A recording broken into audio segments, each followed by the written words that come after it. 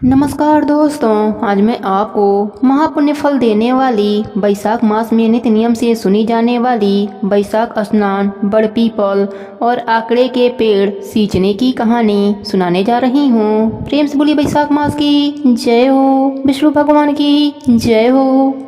एक समय की बात है, एक नगर में एक राजा रहता था। उसकी दो रानियां थीं, एक सुहागन और दूसरी दुहागन। मतलब एक रानी को राजा बहुत प्यार करता था और उसे महलों में रखता था, और दूसरी रानी से न बोलता था और न ही प्यार करता था। वह रानी महल के नीचे कमरे में रहती थी। बड़ी रानी सोचती कि राजा दूसरी रानी से मन लगाएगा तो मेरा मान सम्मान कम हो जाएगा।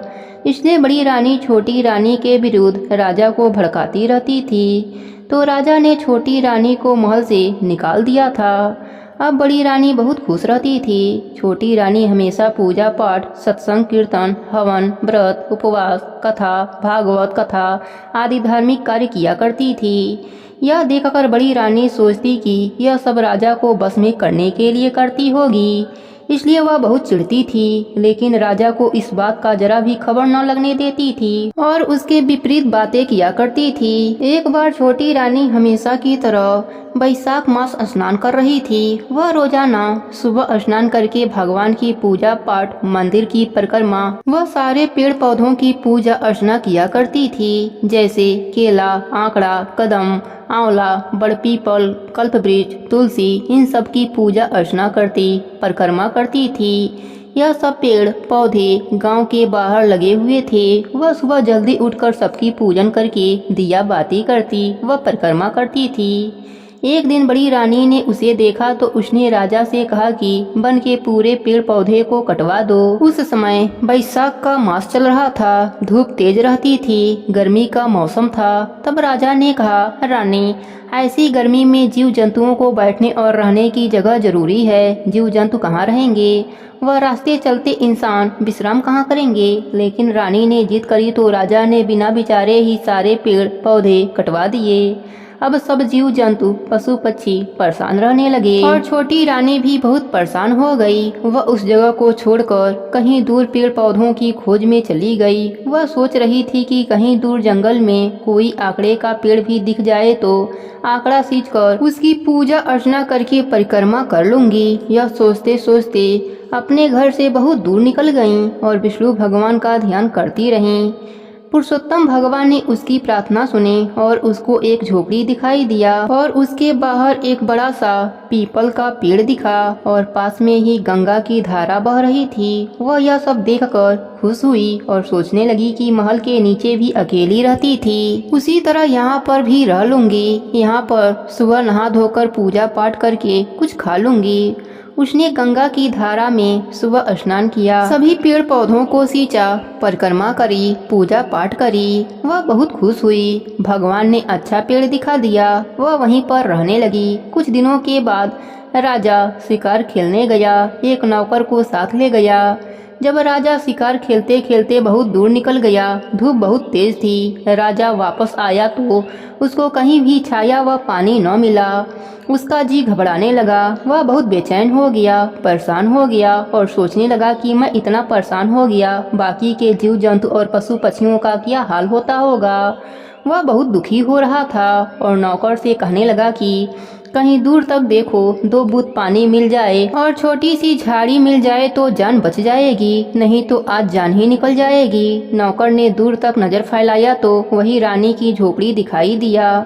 वह राजा को घोड़े पर बैठाकर वहां ले गया और आकड़े की छाया में लेटा दिया और गंगा जी के धारा में से पानी पिलाया। जो रानी ने फल फूल चढ़ाए थे वह दोनों मिलकर खाए। जल पीकर आकड़े की छाये में थोड़ी देर विश्राम करके फिर घर के लिए रवाना हुआ। राजा को आश्चर्य हो रहा था कि इतनी दूर भयानक जंगल में किसने यह पेड़ लगाया और कौन इसकी पूजा पाठ करता है। इतने बड़े जंगल में कहीं भी एक भी पेड़ पौधा नजर नहीं आ रहा है। यह तो भगवान का ही चमत्कार है। यह सोचते सोचते राजा राजमहल आ गया और जब रात को राजा सोने गया तो अपने रानी को सारी बात बताई और कहा, तुम्हारे कहने पर मैंने जंगल के सारे पेड़ पौधे कटवा दिए, आज तो हमारी जान ही निकल जाती। कहीं भी हमें पेड़ पौधा विश्राम के लिए नहीं मिला। यह तो कोई भगवान का चमत्कार था जो हमें एक आकड़े का पेड़ मिला, वहाँ पर गंगा का धारा मिला, नहीं तो आज हम घर नहीं आ पाते।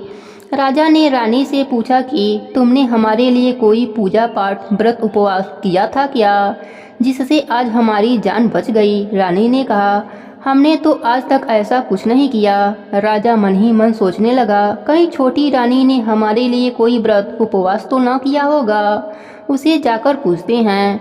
दूसरे दिन राजा छोटी रानी के झोपड़ी में गया तो वह वहाँ नहीं मिली। राजा ने विचार किया कि छोटी रानी कहाँ चली गईं। राजा सोच में पड़ गया और लोगों को खोजने के लिए भेजा। लोग ढूंढते हुए वहीं जंगल में पहुँचे। वहाँ छोटी रानी उसी आंकड़े की पूजा कर रही थी। नौकर ने आकर राजा को बताया तो राजा ने सारी बातें सुनकर खुद रथ लेकर रानी को लेने पहुँच गया। राजा ने जाते ही रानी के पाँव पकड़ लिए और कहा कि हमारी गलती को आप माफ कर दो और राजमहल चलो। रानी ने राजा को उठाया और कहा कि यह आप क्या कर रहे हैं। राजा ने बताया कि आपकी वजह से ही मैं जिंदा खड़ा हूँ, वरना मैं तो मर ही जाता। रानी को राजा ने सारी बात बताई और फिर से रानी से माफी मांगी। राजा रानी को लेकर राजमहल आ गया। पूरी नगरी में जय जयकार होने लगी। राजा रानी को महल लाया और बड़ी रानी को देश निकाला दे दिया और कहा कि तुम खुद भी बुरी थी और हमें भी बुरा बनाती रही। आज तक हम तुम पर विश्वास करते रहे। राजा ने बड़ी रानी को देश निकाला दे दिया और छोटी रानी को महलों में रख लिया। और फिर रानी को 9वें महीने एक सुंदर सा राजकुमार पैदा हुआ। राजा बहुत खुश हुआ। राजा रानी व देशवासी सभी सुख चैन से रहने लगे। राजा ने जगह जगह पेड़ पौधे वापस से लगवा दिए, जगह जगह धर्मशाला व बावड़ी बनवा दिया, हर जगह पानी की व्यवस्था कर दी। फिर आने वाले बैसाख मास में दोनों ने जोड़े से 1 महीने व्रत उपवास किया और विष्णु भगवान की पूजा अर्चना करी और उद्यापन किया। ब्राह्मण भोज करवाया। सोना चांदी, जूता, छतरी, पानी का घड़ा, कंबल, सैया, गाय आदि सब कुछ दान दिया। समय आने पर राजा रानी दोनों को वैकुंठ लोक का वास मिला। हे विष्णु भगवान, जैसे आपने राजा रानी पर अपनी कृपा करी, वैसे ही अपने सभी भक्तों पर अपनी कृपा बनाए रखना। प्रेम से बोलिए बैसाख मास की जय हो, विष्णु भगवान की जय हो।